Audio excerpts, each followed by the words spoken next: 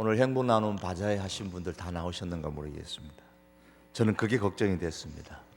얼마 팔았는지 걱정이 안 되고 오늘 저녁에 다 나오실까 안 나오실까 그게 걱정이 됐는데 많이 피곤하실 거예요. 그럼에도 불구하고 나오신 여러분 진심으로 감사합니다.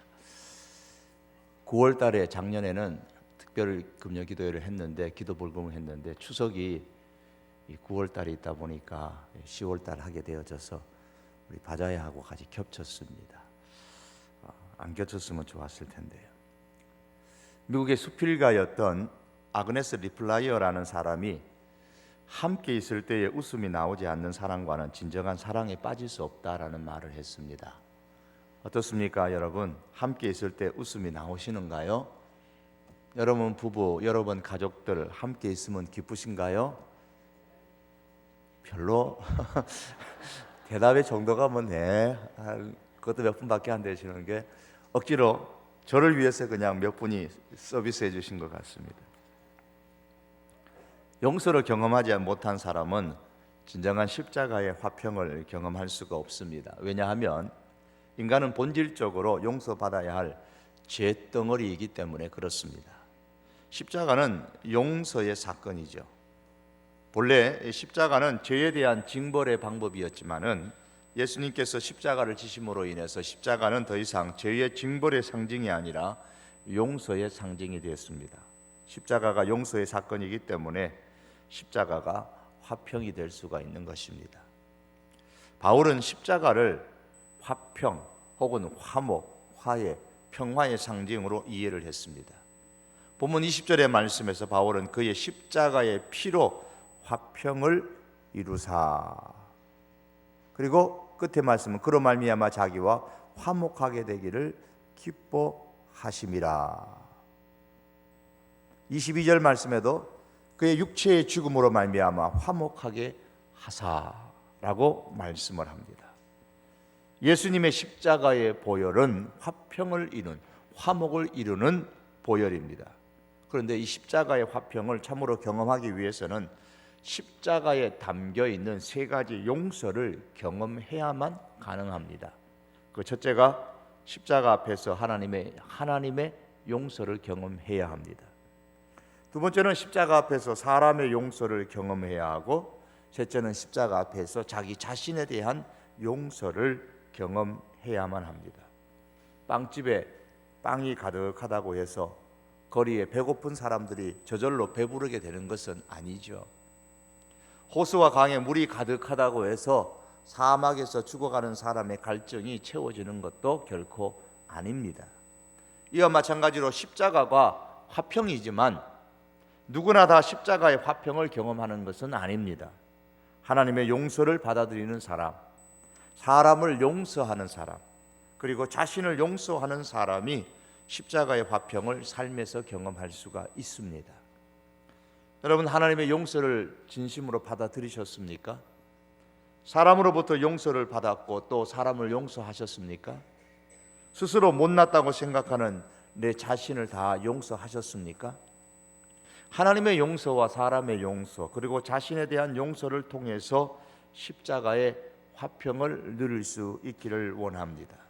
십자가 이 세 가지 용서 가운데에서 하나님의 용서가 가장 우선적이고 근본적인 것이지만은 오늘은 이 세 가지의 용서 가운데에 두 번째의 용서에 대해서만 말씀하기를 원합니다.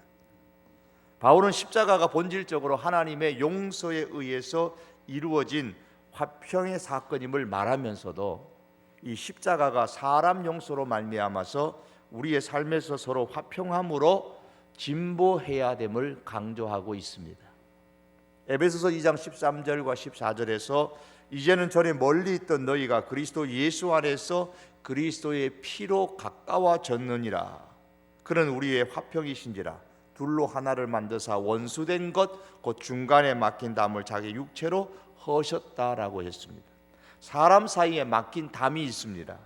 보통 담이 아니라 서로 원수로 지내게 만드는 담입니다. 그 담을 예수님께서 십자가로 허무시고 서로 가까이 지내게 하셨고 화평하게 하셨습니다. 오늘 본문 22절에는 이제는 그의 육체의 죽음으로 말미암아 화목하게 하셨다고 했습니다. 누구를 화목하게 하셨느냐? 21절에 보면 마음으로 원수가 되었던 너희를, 원수된 너희, 하나님과 원수되고 또한 사람과 사람 사이의 잿덩어리로 말미암아서 원수가 되었던 그 담을 예수님께서 허무시고 화평을 이루셨다고 말씀했습니다.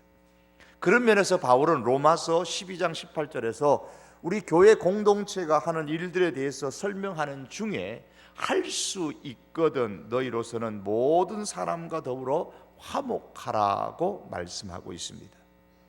사람 용서로 말미암아서 십자가의 화평을 경험하려면 두 가지 행동이 우리의 삶 속에서 나타나야 됩니다.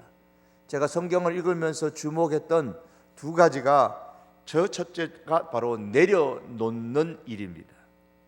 하나님의 용서는 하나님과 동등됨을 취하지 아니하시고 자기의 모든 권리를 내려놓는 행동에서부터 시작되어졌습니다. 그 내려놓는 행동으로 말미암아 십자가의 화평이 이루어지게 되었습니다. 따라서 사람의 용서 역시도 내려놓음에서부터 출발을 해야 됩니다. 내려놓는 것에서 우리의 십자가의 화평을 경험할 수가 있습니다. 십자가는 예수님의 내려놓음의 행동이 있었기 때문에 가능했던 것입니다. 사람의 모양으로 오신 것만으로는 부족해서 십자가를 지시는 자리에까지 자신을 내려놓음으로써 자신의 모든 권리와 자신의 모든 것을 내려놓음으로 낮아지셨습니다. 창세기 26장에 보시면 이삭이 우물을 파는 이야기가 나옵니다. 이삭이 가나안 땅에 흉년이 들자 애굽으로 내려가려고 하다가 하나님께서 만류하시는 바람에 그랄이라는 지역에서 살게 됩니다. 이 가나안 땅의 제일 남방 변두리입니다. 블레셋 왕인 아비멜렉의 지원으로 이삭이 거기서 안정적인 삶을 살게 되었고 하나님께서 복 주심으로 인해서 큰 부자가 됐습니다. 부자가 된 것을 본 이 아비멜렉이 질투가 나서 이삭을 이 그랄 지형 자기 땅 영내에서 쫓아버렸습니다. 그래서 힘없는 이삭은 모든 식구들 데리고 사람이 살지 않는 그랄 지역 밖에 골짜기로 가서 장막을 치고 삽니다. 거기서 다시 우물을 파고 피난 생활을 시작을 했는데 왕의 지지를 더 이상 받지 못하고 쫓겨났다는 소문을 들었던 그 지방의 그 지역의 사람들이 이삭을 약보고 이삭이 목축에 필요한 우물을 팠을 때마다 그 우물을 빼앗아 가버렸습니다. 유목민에게 있어서 우물이라는 것은 아주 중요한 것이죠. 그것을 잃어버리게 되면 삶의 터전을 잃는 것과도 같은 겁니다. 이삭은 아버지 아브라함이 소유였던 그 우물을 팠습니다. 그런데도 막무가내로 사람들이 와서 우물을 빼앗아 가는 겁니다. 이삭이 우물을 양보하고 다른 곳으로 가서 또 우물을 팝니다. 그런데 이번에도 또 역시 약탈자들이 와가지고 우물을 빼앗습니다. 이삭이 그 우물을 또 내려놓고 양보하고 다른 곳으로 가서 우물을 팠습니다. 우물을 내려놓고 양보하고 다투지 아니하고 자신의 권리와 소유물을 내려놓겠다는 이삭의 의지가 그 사건 속에 담겨져 있습니다. 성도인 우리가 세상을 살면서 삶의 터전으로 인해서 다툼을 걸어오는 사람들을 우리는 많이 만날 수 있습니다. 승진할 수 있는 기회가 왔습니다. 승진하기 위해서 권모술수를 써가면서 내가 그 자리를 차지하겠다고 피 터지게 싸우십니까? 아니면 그냥 물러나십니까? 혹은 장사하는 좋은 장소에 목을 두고서 온 시장거리가 다 떠나도록 그 자리를 차지하기 위해서 싸우십니까? 아니면 내려놓고 양보하십니까? 이삭이 양보를 했습니다. 자신을 내려놓았습니다. 자신의 권리를 내려놓았습니다. 또한 하나님의 사람이 삶의 터전에서 일할 때에 약탈자들을 만나기도 합니다. 그때는 매우 억울하죠. 분합니다. 이 장사터를 마련하기 위해서 내가 그동안 얼마나 피땀을 흘렸는데, 내가 여기까지 이 자리를 확보하기 위해서, 승진하기 위해서 내가 얼마나 고생을 했는데 그것을 불법적인 방법으로, 강압적인 방법으로 약탈을 해갑니다. 어떻게 해야 합니까? 이삭이 또 양보를 했습니다. 자신을 내려놓았습니다. 여러분, 십자가의 사람은 십자가로 이겨야 합니다. 주님께서 보여주신 십자가의 방법으로 이겨야 합니다. 십자가의 사람의 무기는 십자가입니다. 이 십자가는 바로 자기를 내려놓는 것입니다. 거기에 화평이 있습니다. 승진의 기회가 있다면은 믿음으로 열심히 정당하게 노력해서 승진의 이 기회를 얻는 것은 좋은 일입니다. 그리스도인들도 그렇게 해야 합니다. 하지만 비록 승진하지 못한다 할지라도 승진할 수 있는 그 자리를 두고서 수단 방법을 가리지 아니하고 피 터지게 싸우는 것은 십자가의 사람이 아닙니다. 십자가의 사람이 화평을 이루기를 원한다면 그것은 십자가의 방법으로 행해야만 하는 것입니다. 자기를 내려놓고 자기의 권리를 내려놓고 자기의 우물을 내려놓고 양보하면서 평화를 먼저 선택했던 이삭에게 대해서 하나님께서 어떻게 하셨습니까? 이삭이 이렇게 선포합니다. 이삭이 거기서 옮겨 다른 우물을 봤더니 그들이 다투지 아니하였으므로 그 이름을 르호봇이라 하여리되 이제는 여호와께서 우리를 위하여 넓게 하셨으니 이 땅에서 우리가 번성하리로다. 사람들이 더 이상 이삭을 괴롭히지 않았습니다. 또한 하나님은 이삭을 축복하여 번성하게 했습니다. 만약에 거기서 그 우물을 빼앗기지 않기 위해서 이삭이 피 터지게 그들과 더불어 싸웠다면 어떤 결과가 왔겠습니까?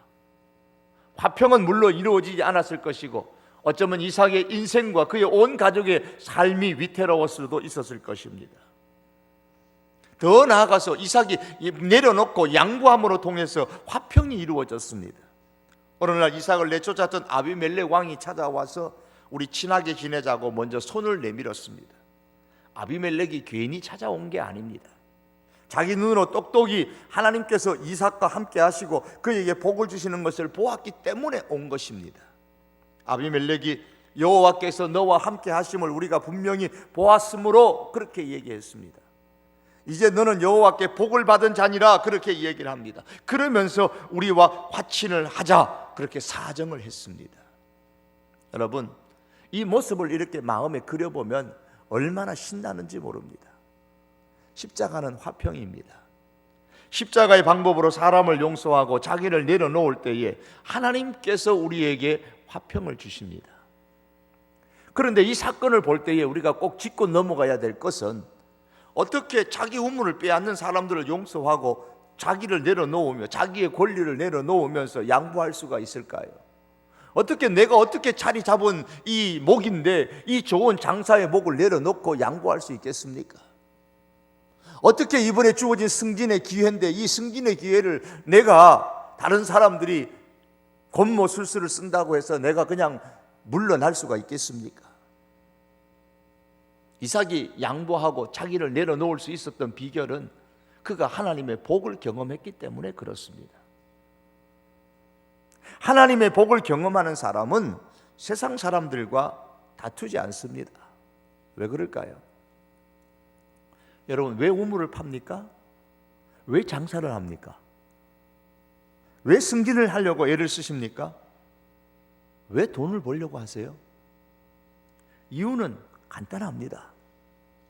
고차원적인 그런 질문은 아닙니다. 1차적으로 성공하기 위해서입니다. 그런데 이삭은 알고 있습니다. 성공이 누구에게 달렸는가? 하나님께 달렸다. 이것을 이미 이삭은 경험을 했습니다. 어차피 내게 능력이 있어서 성공하는 것이 아니라 하나님께서 복을 주셔서 성공한 것인데 이곳에서 우물을 빼앗는다고 방해하면 저곳으로 가서 우물 파면 될 게 아니냐는 겁니다. 이곳에서 축복해 주신 하나님이 내가 저곳에 간다고 해서 축복해 주지 않겠느냐는 거예요. 여러분에게 사업에 성공할 능력이 있다고 생각을 하십니까? 아니면 하나님께서 성공해 주셔야, 성공할 능력을 주셔야 성공할 수 있다고 생각하십니까? 하나님께서 입학하게 하시고 취업하게 하게 해 주셔야만, 하나님께서 승진할 수 있던 능력을 주셔야 입학도 하고 취업도 하고 승진도 하고 성공도 하고 돈을 벌 수 있다고 생각을 하십니까? 아니면 내가 하면 된다고 생각하십니까?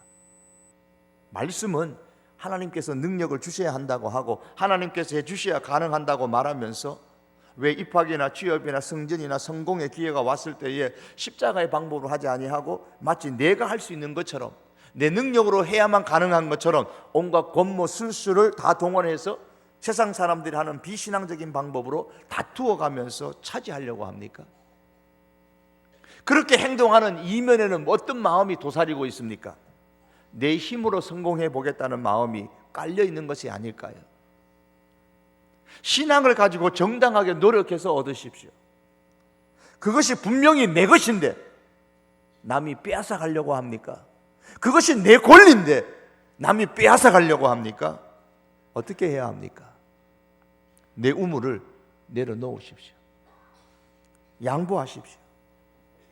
자기 힘으로 성공하려고 하는 사람은 이것이 아니면, 이곳이 아니면, 근본의 승진이 아니면 성공할 수 없다고 생각하기 때문에 다른 사람이 시비를 걸어오면 죽기 살기로 방어할 수밖에 없습니다. 그래야 성공할 수 있고 그래야 성공을 지킬 수 있다고 생각하기 때문에 그렇습니다.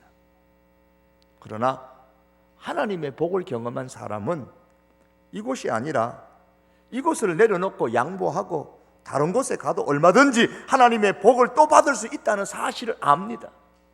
내 권리를 지금 내려놓아도 얼마든지 하나님께서 내 권리를 다시 높여줄 수 있다는 사실을 압니다. 왜요? 어차피 장소가 좋아서 성공하는 것 아니고 내 능력이 뛰어나서 성공하는 것도 아니고 하나님께서 성공하게 해주셔서 성공하는 거니까. 그리고 하나님의 복은 장소에 구애됨이 없기 때문에 내가 여기 유물 판 거 죽기 살기로 빼앗는데 주고 딴 데 가지. 딴 데 가서 또 팔면 하나님께서 거기서 복 주지 않겠느냐는 거예요. 어디를 가든 하나님만 붙잡으면 우물을 어디서 파든 상관이 없다는 것이 이삭의 믿음인 겁니다. 적어도 이삭은 뭘 잡아야 성공하는지를 알고 있었습니다. 장소가 성공줄이 아니라 하나님이 성공줄인 것을 알기 때문입니다. 이 사실을 알고 있었기 때문에 이삭은 넉넉한 마음을 가지고 우물을 양보하고 또 다른 곳에 우물을 파고 그곳에 또 사람들이 오면 또 다른 곳으로 옮겨 우물을 팠던 겁니다. 어디서 우물을 파든 성공하게 하시는 하나님은 역시 동일한 하나님이시기 때문입니다. 사랑하는 성도 여러분, 십자가의 사람은 어차피 내 힘으로 사는 사람들이 아닙니다. 하나님의 축복으로 하나님의 은혜로 살아가는 사람들입니다. 사람이나 장소나 인간의 기술보다 더 중요한 것은 하나님의 축복이요 하나님의 은혜입니다. 하나님께서 축복하시면 돼요. 하나님께서 은혜 주시면 됩니다. 그러므로 사람과 다투지 마십시오. 마치 이것 없으면, 이 장소가 아니면, 이번에 승진이 아니면 실패할 것 같고 망할 것 같다는 생각 때문에 죽기 살기로 싸우지 마십시오. 빼앗으면 십자가의 신앙을 품고서 내어주고 내려놓고 양보하십시오. 하나님께서 다시 주십니다. 하나님께서 더 넓은 곳으로 주십니다. 재산 문제로 형제들과 싸우시는 분이 혹 계십니까? 요즘 텔레비 보면은 그런 사건이 참 많아요. 그 물질 재산 문제 때문에 심지어 부모하고 자식들하고도 싸우고 법정 소송을 합니다. 어른이 물려주시면 감사하게 받으십시오. 내 몫으로 준 것인데 형제가 안 주면 달라고도 하세요. 그러나 십자가의 사람은 거기까지입니다. 더 이상 그 재산 문제로 법정에 서지도 말고 그 재산 문제를 내 것으로 가지겠다고 싸우지도 마십시오. 여러분, 그 재산 물려받지 못하면 망할 것 같습니까? 못 살 것 같습니까? 아닙니다. 그 재산 다 물려받지 않아도 하나님께서 외면하지 않으시면 살 수 있습니다. 아니, 그 재산 다 물려받아도 하나님께서 외면하시면 망하게 되는 거예요. 하지만 그 재산 하나도 물려받지 않는다 할지라도 십자가의 신앙으로 내 권리 내려놓고 내가 받은 유산을 양보하면, 내 우물을 내려놓으면 망하지 않습니다. 하나님께서 하나도 빼놓지 아니하시고 다 녹화하셔서 우리가 하는 행동을 다 보고 계시고 우리가 하는 말을 다 듣고 계십니다. 하나님께서 주시는 또 다른 축복의 보따리가 있음을 믿고 내려놓으시기를 바랍니다. 힘들어서 어떻게 양보하냐고요? 그게 어떤 유산인데 그걸 어떻게 내려놓으시느냐고요? 십자가에 못 박히는 것은 쉬운 것입니까? 힘든 겁니다. 십자가가 화평이라고 해서 십자가가 쉽게 되는 게 아닙니다. 고통스러운 과정입니다. 하지만 그 십자가에 못 박히면, 그 십자가의 그 신앙으로 내려놓으면, 그게 비록 그 과정이 고통스럽다 할지라도 내려놓으면 하나님의 은혜와 하나님의 축복이 있고 하나님의 평화가 그 삶에 있습니다. 하나님의 용서를 경험한 십자가의 사람이라는 이유로 내 자신을 내려놓으십시오. 내 권리를 내어놓으십시오. 그리고 용서하고 양보할 수 있기를 바랍니다. 화평이 강물처럼 삶에 흐르는 것을 경험할 수 있게 될 것입니다. 또한 십자가의 화평을 경험하려면 두 번째는 받아주는 것이 있어야 됩니다. 용서라는 것은 받아주는 것입니다. 하나님의 용서 역시 하나님께서 우리를 십자가로 받아주셨기 때문에 가능했습니다. 사람의 용서 역시도 우리가 서로를 받아줌으로써 가능하게 됩니다. 그때에 거기에 화평을 경험할 수가 있습니다. 오늘날 교회 공동체의 많은 문제들이 서로 받아주지 않음으로 인해서 일어나는 것들입니다. 서로 받아주기보다는 울타리를 쳐놓고 그 선을 절대로 넘어오지 말라고 경고를 하고, 그 선을 한번 넘어 다리를 이렇게 옮겨 놓으면 야단이 납니다. 마가복음 9장에 보시면 요한의 이야기가 나옵니다. 예수님의 제자 요한은 우리의 아들 보아너게라는 그 별명을 가진 것을 볼 때에 성격이 좀 처음에 급한 사람인 듯 합니다. 한 번은 예수님과 함께 길을 가다가 요한이 예수님께 자랑을 했습니다. 예수님, 어떤 사람이 예수님의 이름으로 귀신을 내쫓는 것을 보고 따라하지 말라고 제가 금지시켰습니다. 왜 하지 못했을까요? 왜 하지 못하게 했을까요? 우리를 따르지 않기 때문이라 그랬습니다. 너는 우리 편도 아닌데, 너는 예수님의 제자도 아닌데 왜 귀신을 쫓아내느냐? 하지마! 그랬다는 거예요. 그걸 자랑스럽게 얘기를 했습니다. 오늘 우리들에게도 우리를 따르지 않는 사람이 있습니다. 우리에게 속하지 않는 사람이 있습니다. 내게 속해 있는 집단 속에, 내가 속해 있는 그 동아리 속에 속해 있지 않는 사람들이 있습니다. 그런데 보니까 그 사람이 예수님의 이름으로 믿음으로 대단한 일을 하는 겁니다. 열심히 헌신하고 충성합니다. 사촌이 땅 산 것도 아닌데 왠지 그 모습 보면 배가 아픕니다. 내게 속한 사람, 내가 아끼는 사람, 내가 소중히 생각하는 사람이 헌신하는 모습 보면 사랑스럽고 정말 기분이 좋은데, 왜 우리에 속하지 않는 사람이 헌신하고 충성하고, 내가 좋아하지 않는 사람이 충성하고 헌신하고 주님 사랑받으면 배가 아픕니까? 예수님의 이름으로 대단한 일을 했기 때문에 배가 아픈 것이 아니라 우리에게, 내게 속해 있지 않다는 그 이유로 배가 아프고 위협을 느끼는 겁니다. 예수님의 이름으로 대단한 일을 했기 때문에 위협을 느끼는 게 아니라 우리에게 속하지 않은 사람이 대단한 일을 했기 때문에 위협을 느끼는 겁니다. 여러분, 우리 교회 안에도 요한과 같은 이런 사람들이 있지 않을까요?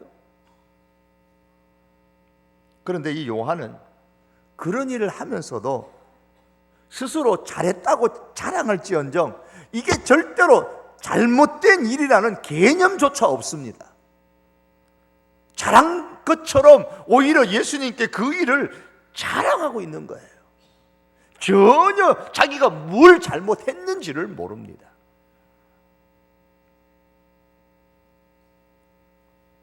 내 우리 안에 속하지 않았다는 이유로 행동을 제지하고 따돌리고 매장하려는 것을 우리는 일반적으로 파벌주의라 그렇게 얘기합니다.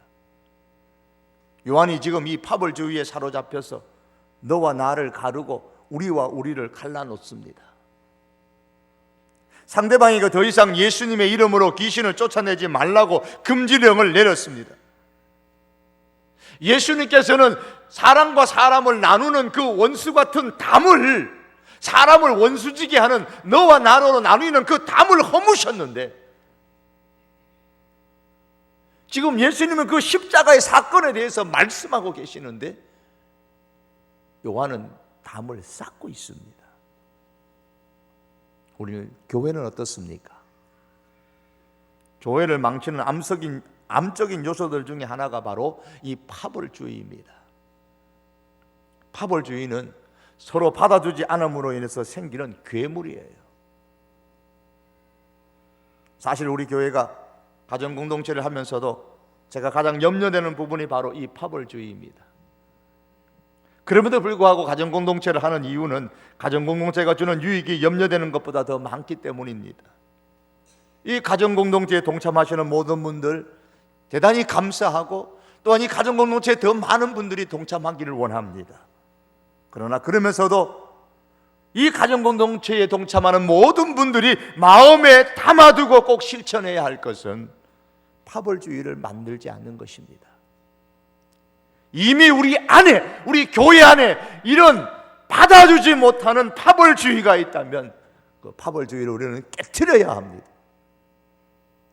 먼저 그것을 형성하고 굳건하게 붙잡고 있는 사람들이 먼저 깨트려 버려야 됩니다. 분파주의는 십자가의 신앙이 아닙니다. 에베소의 말씀처럼 십자가의 중간에 막힌 담을 허는 것이지 십자가가 중간에 막힌 담을 쌓는 게 아닙니다. 나만, 우리 무리만 하나님께로 가는 것이 아니라 우리 모두가 함께 하나님께로 가까이 가게 만드는 것이 십자가입니다. 요한이 12제자의 무리에 속하지 않는 사람들의 행동에 제약을 가했을 때에 예수님께서 뭐라고 말씀하셨습니까? 잘했다 그러셨습니까? 아닙니다. 금하지 말라. 예수님은 제자들의 마음에 있는 파벌주의를 깨트리시는 겁니다. 금하지 말라고 하신 이후에 다시 예수님은 41절에 보시면은 우리에게 속하지 않는 사람일지라도 예수님의 이름으로 물 한 그릇을 주는 작은 선을 행하면 결코 그 상을 잃지 않는다고 했습니다.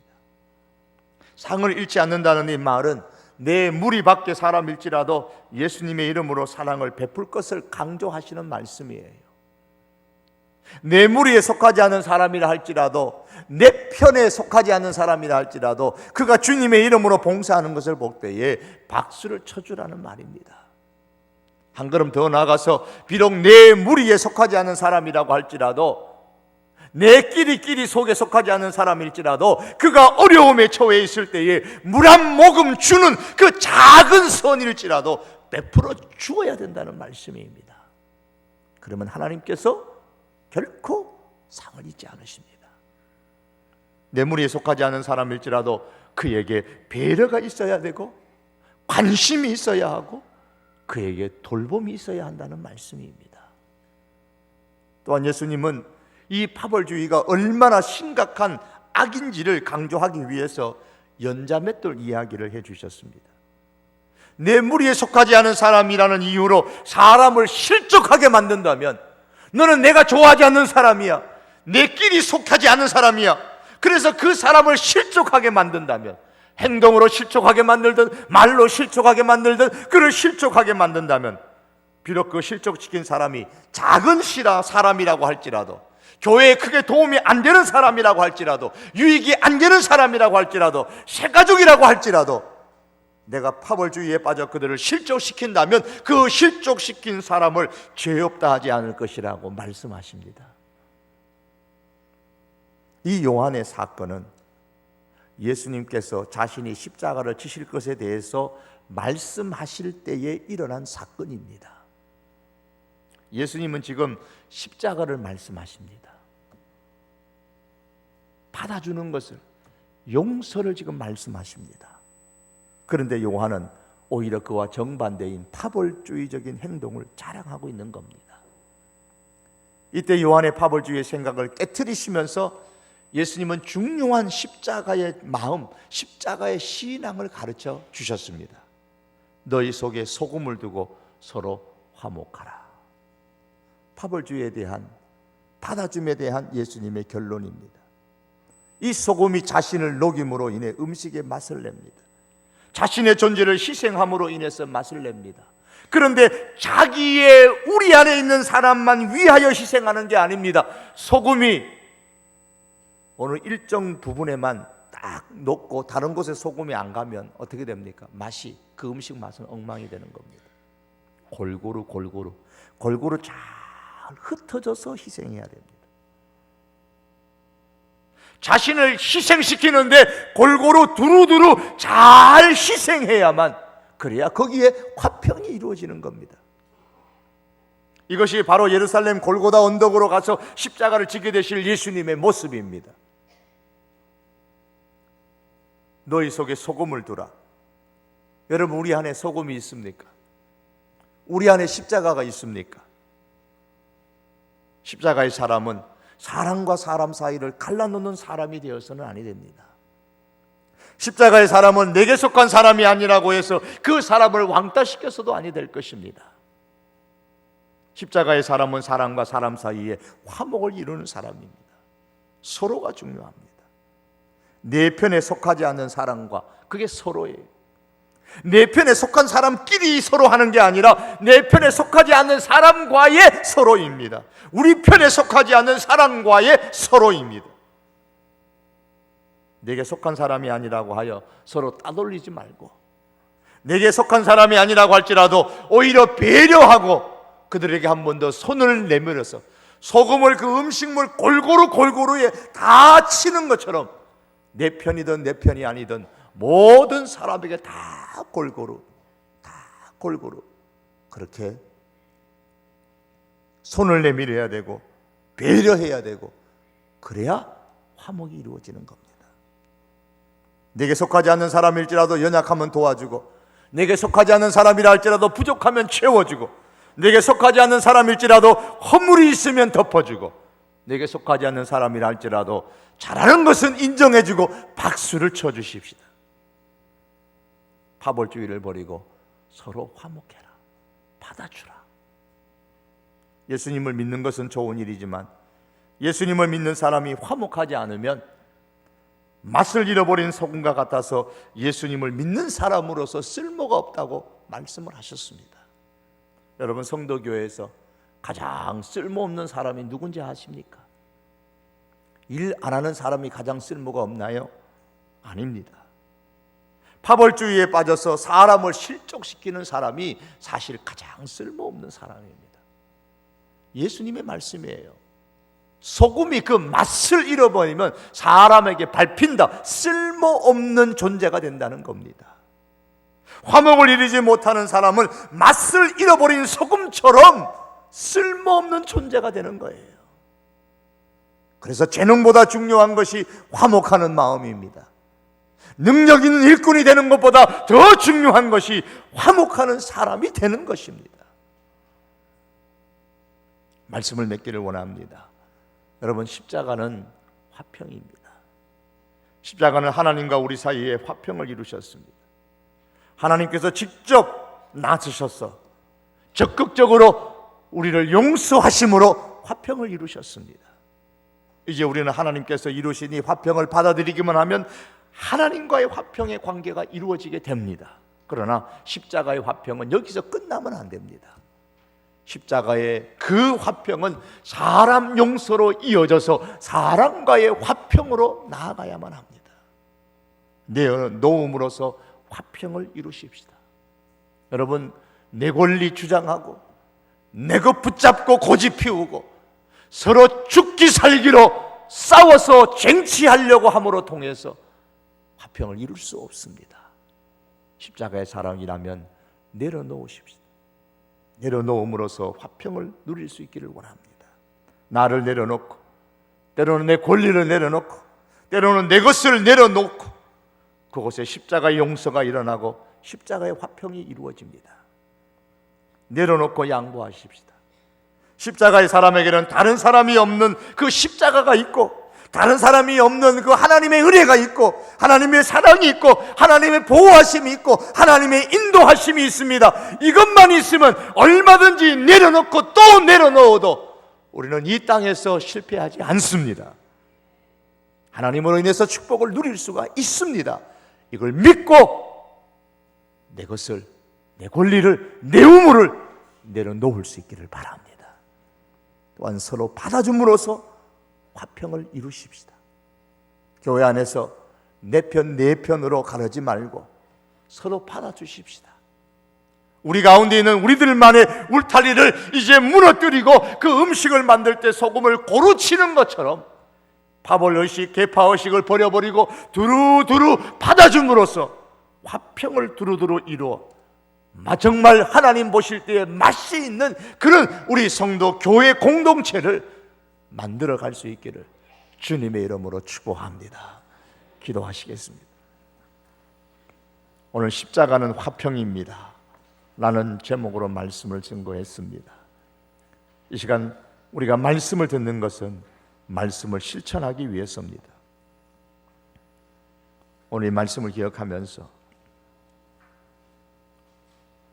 내가 내려놓지 않고 세상 속에서 가족 형제들 가운데서 피 터지게 싸워서 얻으려고 하는 것이 있습니까? 내 권리요, 내 것인데 당연히 내가 누려야죠. 내게 물려주는 것이면 받지요. 감사함으로 받으십시오. 그러나 거기까지입니다.